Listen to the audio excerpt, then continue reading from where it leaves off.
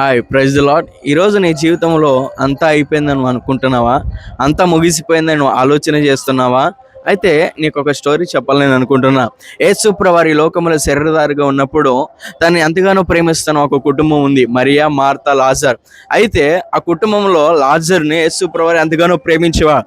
ఒకరోజు ఆ లాజరు అనారోగ్యం చేత మంచం మీద ఉన్నప్పుడు తన ఇద్దరు సహోదరులు యేసు ప్రభువారికి లెటర్ రాశారు. అయ్యా, నువ్వు ఎంతగానో ప్రేమిస్తున్న లాజరు మంచం మీద పడుకొని ఉన్నాడు, అనారోగ్యంతో ఉన్నాడు, చావుకి చివరిగా ఉన్నాడని చెప్పినప్పుడు యేసు ప్రభువారు ఆ వార్త చదివి ఆయన అంటున్నాడు, మనం ఇప్పుడు వెళ్ళాల్సిన అవసరం లేదు, ఇంకో 2 దినాలు ఇక్కడే ఉందాం అని ఆలోచన చేస్తున్నారు.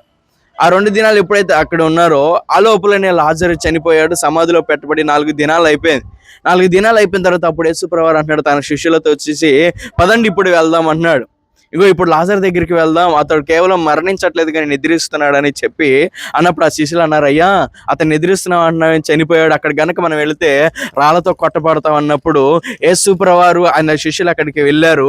వెళ్ళిపోయినప్పుడు ఇద్దరు స్నేహితులు, అయ్యా నువ్వు రోగంతో ఉన్నప్పుడు వచ్చినట్లయితే ఒకవేళ బ్రతికేవాడే, ఇప్పుడు చనిపోయాడు, ఇప్పుడు అంతా ముగిసిపోయింది, ఆల్రెడీ సమాధిలో పెట్టబడ్డాడు, 4 దినాలు అయిపోయింది, ఇప్పుడు నువ్వు వస్తే ఏంటయ్యా లాభం అన్నప్పుడు యేసు ప్రభువు అన్నాడు, మీరేమి మాట్లాడుకుని ఆ సమాధి మీద రాయి తీయండి, నేను ఈ రోజు కూడా నీ జీవితం అంతా ముగిసిపోయింది, అంతా అయిపోయిందిగా, జరిగిపోయింది కూడా చాలా అయిపోయింది, ఈ పని జరగదని నువ్వు అనుకుంటున్నావేమో, కానీ దేవునికి అవకాశం ఇచ్చి దేవుడు చెప్పింది చేసినట్లయితే ఆ చనిపోయిన లాజర్ను బ్రతికించినట్లు ఈ రోజు కూడా నువ్వు చనిపోయిన ఆశలను దేవుడు బ్రతికించగలిగిన సమర్థుడు, అద్భుతాలు చేయగలిగిన సమర్థుడు. కాబట్టి అంతా ముగిసిపోయిందని బాధపడక దేవుని వైపు చూడు.